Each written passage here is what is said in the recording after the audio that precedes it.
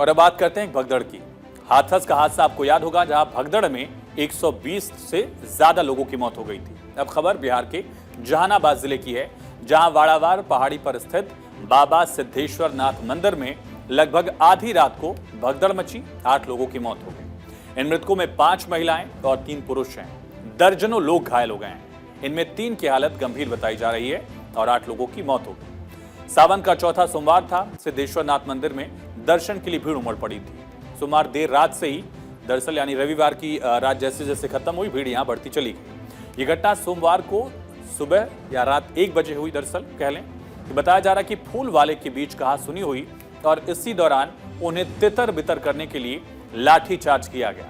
जिसके बाद मंदिर में अचानक भगदड़ मच गई। घायलों का स्थानीय मखदूमपुर और सदर अस्पताल में इलाज जारी है।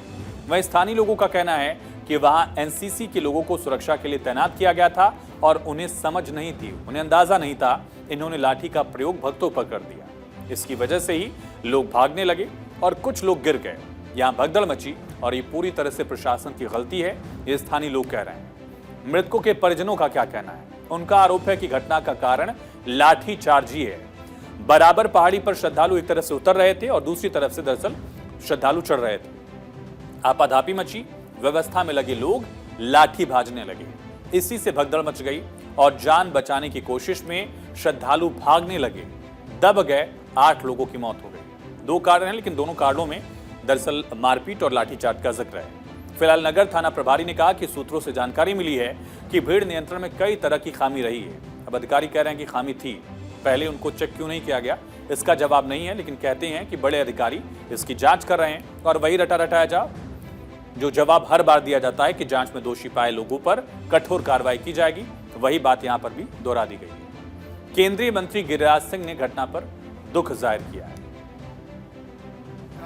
जहानाबाद में जो घटना घटी है ये दुखद है, बहुत ही दुखद है।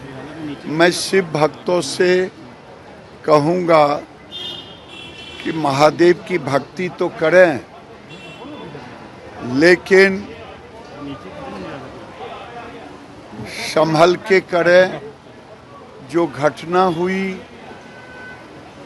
वो आपाधापी में ज़्यादा हुई है, जैसा कि लोगों ने बताया। मैं शिव भक्तों से कहूँगा कि सावन में ही नहीं, जब भी महादेव का आप जल अभिषेक करने जाएं तो थोड़ी शांति भी रखें, थोड़ा सब्र भी रखें।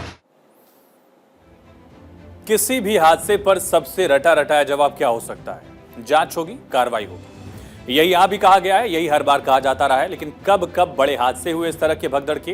हाथरस में देखा हमने 120 से ज्यादा लोगों की मौत हुई, लेकिन कई बड़े हादसे इस तरह के देश में हो चुके हैं। साल 2005 महाराष्ट्र के मंदार देवी मंदिर में भगदड़ में 340 से ज्यादा लोगों की मौत हो गई थी।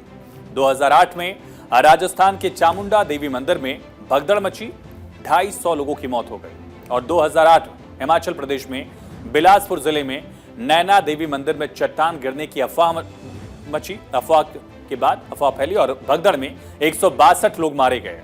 2010 में उत्तर प्रदेश के प्रतापगढ़ जिले में कृपालू महाराज के राम जानकी मंदिर में भगदड़ मची, करीब 63 लोग मारे गए। 2011 में केरल के इडुक्की में पोलमेड़ी में लोग सबरीमाला के दर्शन कर लौट रहे थे, एक जीप की टक्कर से भगदड़ मची, 104 श्रद्धालु मारे गए।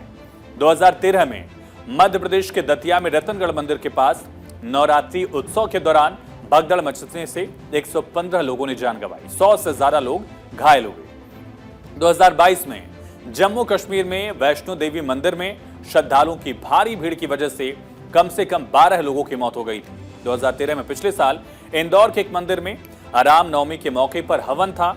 एक प्राचीन बावड़ी या कुएं के ऊपर बनी स्लैब ढह गई, 36 लोगों की कुएं में दबकर मौत हो गई। हाथरस में हाल ही में एक धार्मिक सभा में 120 लोगों की मौत हुई थी, ये मामला सामने आया ही था।